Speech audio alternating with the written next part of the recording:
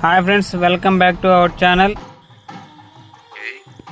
కంగుందుకుప్పం రామచంద్రయ్య అనే అతను మహాభారతము, సారంగధర, సత్య హరిశ్చంద్ర ఇటువంటి నాటకాలు నేర్పిస్తారు గురువు గారు. ఆయన ఇక్కడ గోపాలకృష్ణాపురం అనే గ్రామంలో సారంగధర అనే నాటకాన్ని నేర్పినొచ్చింది. ఆయన ఇక్కడే ఉన్నాడు ఆట నేర్పిస్తూ. ఆయన నిద్రపోయేటప్పుడు స్వామివారు ఆయన స్వప్నంలో కనపడ్డాడు ఈ విధంగా ఉండాలని. ఆ ఉదయం నిద్రలేసి ఆట నేర్పించే పిల్లలకు చెప్పి, నాయన మీ ఊరు పరమటగా దైవ స్వరూపం ఉంది, నాకు స్వప్నంలో కనపడ్డాడు స్వామి అని చెప్పి పిలుచుకొని వచ్చి, ఇది ఒక పెద్ద అడవి, మొత్తం ఎతికారు. ఎతికినా కానీ ఎక్కడ కనపడల. సాయంత్రం వరకు ఎతికి అలిచిపోయి వెళ్ళిపోయారనమాట. వెళ్ళిపోయిన తరువాత రెండో రోజు రాత్రి మళ్ళా స్వప్నంలో కనపడి,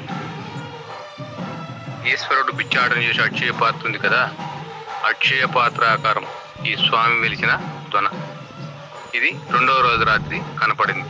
మళ్ళా నిద్రలేసిన అక్షయ పాత్ర ఆకారం ఉంది, అందులో ఉన్నాడు స్వామి అని చెప్పి మళ్ళా పిలుచుకొని వచ్చి మొత్తం ఎతికారు. ఎతికితే స్వామివారు 16వ తేదీ సెప్టెంబరు 96వ సంవత్సరము వినాయక చవితి రోజు కనపడ్డాడు అన్నమాట స్వామి.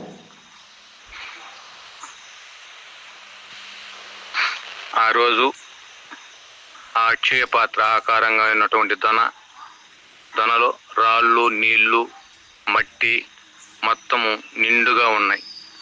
ఆ రోజు ఆ స్వామికి కనపడటం వల్ల ఆయన, ఇది నాకు స్వప్నంలో కనపడిందయ్యా, దీన్ని శుభ్రం చేయండి అని చెప్పితే మట్టి, రాళ్ళు అంతా తీస్తే స్వామివారు కనపడ్డారు.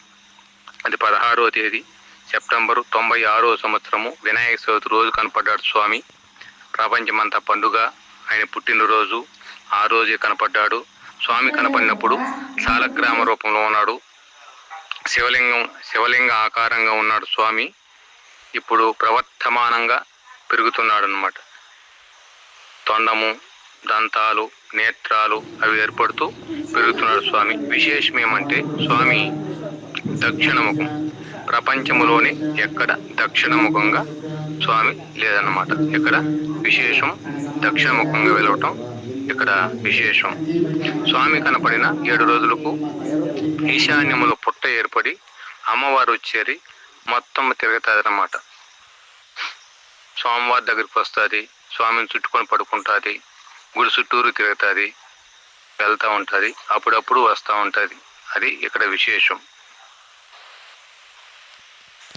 హరి ఓం తత్సత్.